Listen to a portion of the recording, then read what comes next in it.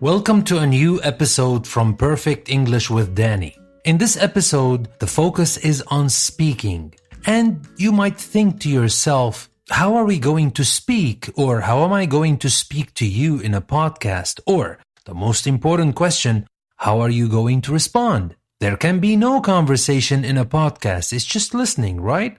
Well, that might be true. And of course, I'm not going to say it is easy to make a conversation through a podcast. But what I'm going to do in this speaking episode is I'm going to ask questions. I'm going to hopefully start a discussion. Now, what I want you to do is to think of these questions as if I were with you, and imagine that you are talking to me, or at least you want to discuss this thing with somebody. Because a very important practice for speaking is to actually practice what you want to say ahead of time and to think about different subjects, different topics, different things to talk about, and see if you have enough words, enough grammar, enough sentences, phrases, etc. to talk about these things. Now, with the other episodes, we focus on vocabulary, we focus on grammar, we focus on idioms, we listen to poetry, we listen to non-fiction stuff. And that's all important because it builds the background you need to speak.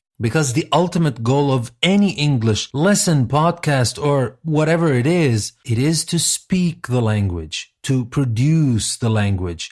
It's not just to understand, it's not just to be a receiver. So, after all this long introduction, let us start with our episode, which is going to be about appearances. And as I said, I'm going to stir some discussion questions, and I would like you to think about them and to answer these questions in your own language.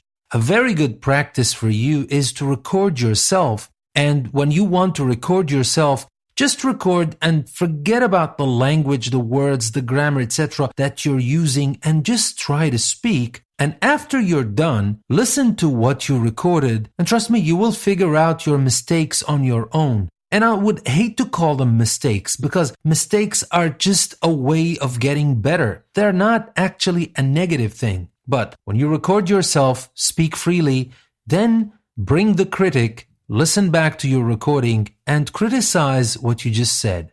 Or if you have somebody you can speak English to, you can use the questions and the discussion topics we're going to use here and talk about this thing with a person who speaks English. That will help a lot.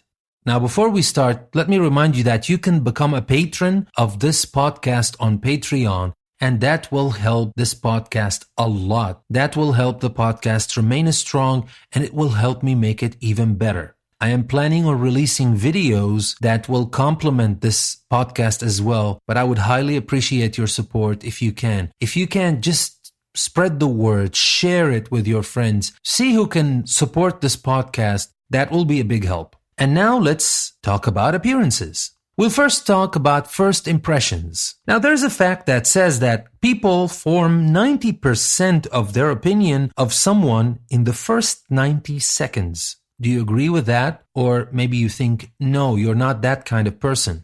It is a fact. It is based on some scientific studies. But you might agree or disagree with that. But before you decide whether you agree or disagree with that, let me ask you some questions. What conclusions can you draw when you see people like the ones I'm going to describe now? What conclusions can you draw when you see a man who wears an earring in one ear? What is your impression? And how about a woman with an earring in her nose? A man with a beard or mustache? A woman who wears heavy makeup? A 60-year-old man with long hair? Someone who wears lots of jewelry? Someone who's always laughing? How about someone who bites their nails? Or someone who has tattoos? Or someone with red hair?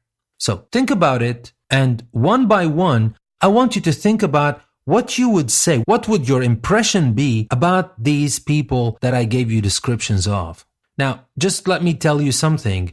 If you want to practice your speaking, I know it's a good idea to write some kind of outline of what you want to say, but to practice your speaking, and this one is about speaking, we will have a lot of writing episodes to come. But since this is about speaking, try just to say what you want to say without planning, with no preparation. Just say what you know. And if you try my advice about recording yourself. It will help your speaking a lot. So that was our first topic. The next topic I would like to discuss with you is beauty. Now, we talked about first impressions. How about beauty? Now, there's a famous saying that goes like, beauty is in the eye of the beholder. What is that supposed to mean? Beauty is in the eye of the beholder. Well, in simple words, that means that there is no one definition of beauty. Beauty is the way you see it. You might see something that you call beautiful. I might see the same thing and I don't have this impression. I might not see it as beautiful. But does that make the thing, or the person, of course, beautiful or not? Is it for anybody to decide? Does it matter? Isn't your opinion about it the only thing that matters? Or does it matter what other people think? Now think about it. When you have a boyfriend or a girlfriend, or even when you marry, of course, when you have a husband or a wife, obviously you married this person or you're going out with this person for a reason. And we cannot lie to ourselves. Physical appearances are important and we are attracted to them. But since you are attracted to this person, that means you like their physical appearance. You think they are beautiful. But what if one person comes to you and tells you that this man you're going out with or this woman you're going out with is ugly? Does it matter what other people think about the person you're going out with? Or is the important thing only the way you see this person? And here comes what we just said, beauty is in the eye of the beholder. Well, let me just ask you some questions and stir some kind of talking in your head, some kind of things to talk about. Let me just ask you some questions and encourage you to think and speak about this specific topic. Well, first of all, do you think this proverb is true, or are there certain norms of beauty? Is it true that it doesn't matter what other people think? It just matters what you think? Or, it's not exactly true. The truth is that there are some norms of beauty. But if you want to go this way, just remember that the norms of beauty are not always the thing we see on the television. But again, what forms the norms of beauty in our eyes, other than the television and other things that we see on the media? Well, think about it. I have another question for you. Are we born with an innate sense of beauty, or do we acquire it? Do you think it is natural? Do you think that people just know what is beautiful and what is not? Or do we learn this thing in our life? Do we learn what's beautiful and what's not beautiful? And here's another question. Is physical attractiveness easier to identify and more important in women or men? So, if you think about physical attractiveness, you might think about some kind of norms, maybe weight, maybe height, etc. All of these descriptions that you might list down and think that this is the description of a beautiful person. And if you think about that, or if you agree with that, do you think that physical attractiveness is more important in men or women? Now, of course, most people would say women, but do you agree with that? Is it true that men can still look like monkeys with no problems, especially if they're rich, but women cannot? Well, think about it. And now let's move to another question. Do most people overestimate or underestimate their own beauty? What do you think? Well, first you can think about yourself. You can ask this question to yourself. Do you actually overestimate or underestimate your own beauty? And then you can think about other people.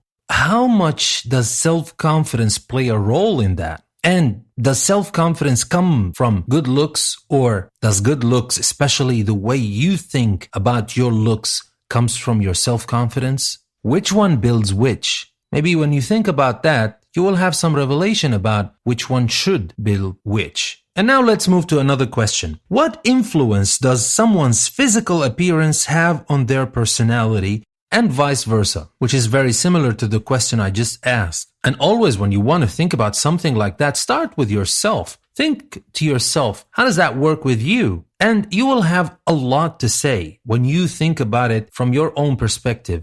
And of course, maybe you don't want to open up and speak to people about this, or you want to choose the people you want to speak. Maybe you just want to talk to your friends about these things, and that is okay. But to be able to think about scenarios, think about words and things you want to say, it's a lot easier when you start from yourself, because you know almost everything about yourself. So that might be something that will even help you make your speaking better. Let's move now to the next question. Is beauty only a physical quality? Now, of course, people say that beauty is not only in the looks and it is also in the personality, but do you really believe in that? Or when you call something or actually somebody beautiful, you're just talking about the way they look. It doesn't matter what is right and what is wrong. It just matters what you think, because nobody's judging anybody. And the way you think is the way you think. You don't have to justify it to anybody. Now, Aristotle said that beauty was a greater recommendation than any letter of introduction. Do you agree with that? And here he was talking obviously about the physical beauty. And now I will give you some situations, and I want you to think about these situations and see whether you agree with those situations or not. If you're good looking, you're most likely to have a pleasant personality and have more friends. Do you agree with that? Or you don't? Another situation, if you're good looking, you're more likely to study humanistic or artistic subjects rather than scientific subjects. Do you agree with that?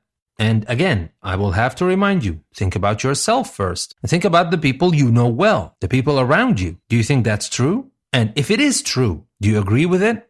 And how about this one? If you're good looking, you're more likely to be treated more leniently if you're in the wrong. Do you think that beautiful people or good-looking people get away with things they do when ordinary-looking people don't? Or they get punished harshly because of things when the same thing was done by a person who's good-looking and they didn't seem to get the same punishment? Remember back at school or university or even in families, just that can happen. What do you think? Does it really happen? Is it really true? And the most important thing, do you agree with it? Do you agree with what's happening? Let's get one more. If you're good looking, you're more likely to get a job with higher status. Do you think that's true? You agree with it? If you're good looking, you're more likely to find a partner and get married. Is this the truth? And if it is the truth, do you agree with it? What do you think? What's your opinion? And finally, if you're good looking, you're more likely to be generally happier. How about that? First of all, do you think it is true? And the second question obviously is, do you agree with that? What's your opinion? So these are all my discussion topics for today, and I want you to think about them. I want you to talk about them. If you would like, you can share your opinion and start the conversation going on my Facebook page where I share all Perfect English with Danny episodes. Or you can leave a comment. I know it is not much for now, but soon enough we will have our own forum and we can discuss these topics in depth with all our community, but I'm still working on that and I'm going to be adding this to my website very soon. But until then, there is the Facebook page. I'm going to leave a link to the Facebook page. We can start the discussion there and you can share what you think with me and with the rest of the community. So that'll be all. I hope you like this episode. And before we go, just remember,